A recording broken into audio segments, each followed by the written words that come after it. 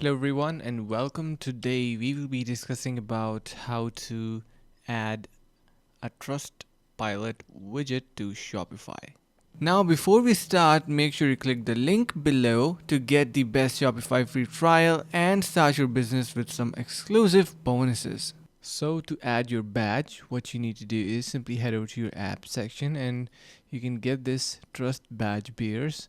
Head over to that integration and you will be able to see that we have a lot of badges to be shown using this particular Trust Badge Bear reviewer. So what we need to do here is you simply need to incorporate your Trust badge. You can see we have all these badges, so you can select badge, search in here for Trustpilot, and you can see we have Trusty, and basically all of these are going to be showing up in here. You can use different type of integration if you cannot find your Trustpilot in here like I am.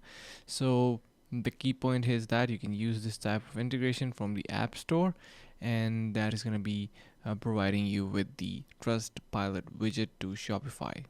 And hope this video was helpful. Finally, make sure to click the link in the description below to take advantage of our exclusive Shopify free trial to start your business right away.